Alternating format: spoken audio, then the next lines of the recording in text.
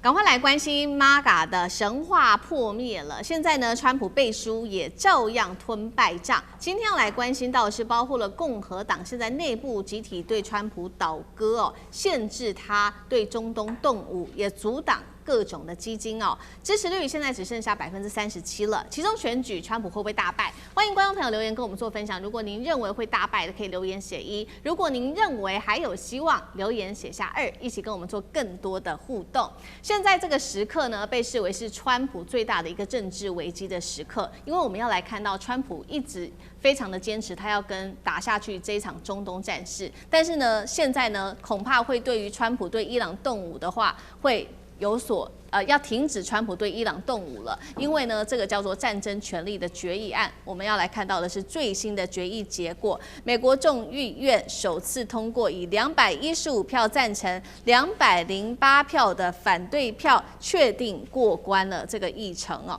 原因竟然是有4名的共和党议员倒戈，投下了赞成票。那么结果出来之后，我们看到民主党就特别强调，这是国会啊履行宪法赋予的监督的一个责任。众议院的议长强森依然坚定的说，他支持川普，非常反对这一项决议。我们要来特别看到说，为什么刚刚我们讲了嘛，有4位的共和党员背刺川普。其实《纽约时报》这一次也做最新，在他的报道中做出了最新的评论。其实有4个原因。他说呢，川普的第2任期的行径越来越像美国的窃贼统帅，而非3军统帅。纽约时报点出了4大核心来批评川普，也就是造成这个共和党员背刺川普的原因。他特别提到了说，在一个国家处于战争的时候，照理说总司令应该要赋予最高的任务，维持国家团结，但是川普没有做出任何努力，甚至也都不去争取民主党人对于战争的支持。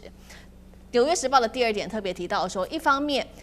川普要求美军承担战争风险跟牺牲，但是另外一方面却被指出试图动用国家的国库资源，让自身、家族还有政治盟友们一起来受益。第3件事情，纽时特别点出，这些盟友甚至可能包含了2021年1月份冲击国会大厦的这些暴徒，在川普使用纳税人的钱设立了17.7亿美元的小金库之下，现在他们还可以拿到补偿金啊！这些原因是导致共和党员倒戈的一个重要原因，任谁也都无法接受。所以节目一开始要来特别请教上次哥如何看共和党人员倒戈的原因。首先结论就是说，共和党为什么倒戈？那我们倒戈会不会对于川普来说会有跛脚的情形？大家在台湾谈最多的就是跛脚啊。那当然，我们首先看川普现在面对的这个国内国外的环境，还是3大的。第一个部分当然内部通货膨胀，那么通货膨胀最大原因还是包括现在外部的这个中东战争哈，一直都没有办法解决，而且这里头就牵涉到还有一个东西，其实有关于他自己关税啊各方面，在他这点行政权力当中，也就是说所谓的这个执政的行政权力受到了阻碍，受到了这个参众议院的这个阻碍，所以是不是跛脚啊？我们通常来看他的部分会受到什么样的影响？首先第一个部分就是确实是看一个总统有没有跛脚，主要看他的民调。刚刚前面讲他的民调已经跌破37%，基本上如果你跌破50%的话，在美国过去的经验的话，很可能就会影响到你的众议院的选举。我们知道众议院跟众议员，美国众议院当中是更接地气的哈，跟地方上当中很紧密，也就民生的部分是什么样，他讨厌你喜欢你，在这个政党上是众议员是非常非常直接冲撞的。所以除了民调之外，我们看第2个，其实就是牵涉到整个国会议员，特别是共和党同党议员到底支不支持。那么这次美国众议院在历经前3次被推翻不成立，这次竟然能够通过对于这个伊朗动用武力的这个最关键的权力的限制，而且这里头有4位共和党，主要是谁呢？其实大家知道共和党当中是哪些人现在开始在反川普，或者不见得跟川普站在同阵线，是这样子。大家注意哦，现在在整个所谓的其中选举的初选，共和党的初选要选谁，川普还是有生杀大权哦。可是唯独有一些人，唯独有一些就是他要卸任了，唯独有一些他们也是老神杠，在众议院很久了，他们不需要经历共和党内部的初选。现在这些共和党员看不爽川普，而且民间压力这么大，他们成立的一个 YOLO 叫做优乐的联盟，就共和党当中的众议员这任现在基本上跟川普就是反着干了，因为他们以初选也不会被你川普卡，他们可能后面选完这一任之后，他就要卸任了，所以他们其实态度很坚毅。这4位共和党议员就是这个，不是说反川普，他们就不受川普威胁的。所以第3个，我们再看是不是川普会跛脚，主要就看现在期中选举募款的状况。现在共和党募款遥遥领先共和党哦。你看川普不是很有募款魅力吗？没想到现在民主党的募款是共和党的2倍多，在期中选举上。而且我们看现在期中选举在前期的选举当中，乔治亚虽然没有说还是共和党赢了，可是过去乔治亚遥遥领先都是30几%、40几%，这一次竟然只赢了12%而已，所以真的萎缩了哦。那大家关注的川普所在佛罗里达州跟威斯康星州，那这次更是变天，被民主党拿走了。所以现在我们看到赌盘哦，现在赌盘当中认为这是期中选举民主党会赢的，竟然高达80%。到目前为止，当然后面可能会有很多变动，但从这些种种迹象可以看得出来，现在还不能说川普正式的跛脚，因为权力还在他手上。但是如果期中选举众议院后面被民主党现在更大可能拿回去，眼前我们看到这一次众议院竟然通过了这个限制川普的法案当中，应该就是一叶知秋了。好，所以其实期中选举在年底嘛，还有一段时间，但是以目前的状况看起来的话，共和党还有川普恐怕会跛脚啊，变得非常的严重。那如果说我们先不看远期，我们先来看短期，现在共和党内部其实早就已经开始出问题了，尤其发生的地点就是在共和党自己党内的地方初选。原本呢，其实按照过去的惯例如果说川普去支持一位候选人的话，这位候选人都蛮有机会的。但是我们看到这一场在爱荷华州的初选，川普公开背书的候选人，这一位是联邦众议员，叫做芬斯特拉，是在川普支持之下，还是落选了，输给了这一位农民兼企业家，叫做拉恩。所以现在说呢，3个危险讯号浮现：第一个，川普背书不是保证；第二个，基层农民对川普原本很支持的，是不是现在也跳票了？第3个 ，MAGA 的支持者出现松动。刚刚也特别提到了嘛，现在最新民调出炉，来自于路透社做的，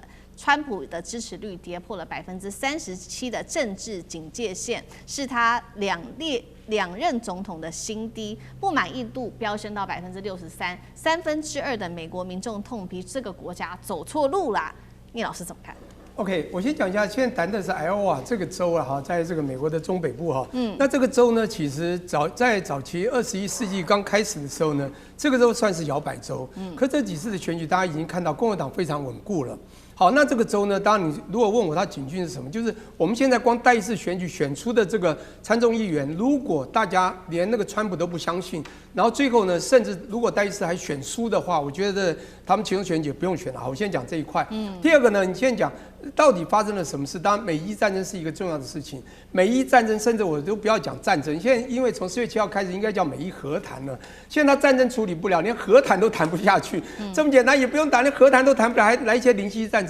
但是我还是一句话，我觉得川普已经保守多了。什么意思呢？他不敢再乱打大战事，或者什么要出什么地面部队都没有啦。因为他被1973年的战争权利法设限啊。你今天3军统帅，你是有权利在这个国家受到国安危机的时候出兵2个月，第3个月就是要收手是撤军啊。你很聪明啊，2月到了3月，的2月到了4月的时候，你开始呢不敢再打了，但是零星打，认为那是防御性的，他所有打都是防御性的攻击，你会发现，所以他没有战啊。可是看在国会的眼里非常清楚，包括共和党的朋友都知道，你就是一直还想打嘛，不是很奇怪吗？好，那这时候呢，他其实你知道他已经按耐很多了，以他的个性还想再打，因为他不能再打，说不好听就要经过国会同意，所以国会已经开始对他的这种随便出招已经不爽，而且你就不像3军统帅，你就在窃取我们决定的，所以你才会出现一个叫窃贼统帅的想法。好了，那我现在一个重点就是。现在呢怎么办呢？你今天背书了一个你认为最想要的属意的人，您刚刚的翻译很有意思啊，叫什么冯恩史特拉，对不对？这个就像特朗普和川普，你到底要怎么发的概念？当然你可以翻到有的地方翻冯斯楚，叫冯斯爽。叫 Venstra，OK， 这个人呢是他属意的，可是你一开始就输了，而且输了一个比较名不见经传的一个众议员哦，是一个农民这个出身，他做点生意的这个人叫 Lan， 你知道吗？这个人选出来了，那表示人民已经不太依你川普的意向而走，甚至川普你背书的我们都不喜欢。那当然，刚刚分析到几个主要的原因哈，非常重要，就是基层的这个人民普遍不满，因为你不管是美伊战的问题，或者中美贸易战的问题，其实你不该为我们拿到我们农民想要的东西，你到底拿到没有？一直都拿不到，还越拿越少。你还每次去谈，还谈没有成功，还算输，你知道吗？你这个不是一直要赢吗？所以他们已经不满，他支持者就已经没有办法那么完全的支持。还有一个很重要，就是你刚讲MAGA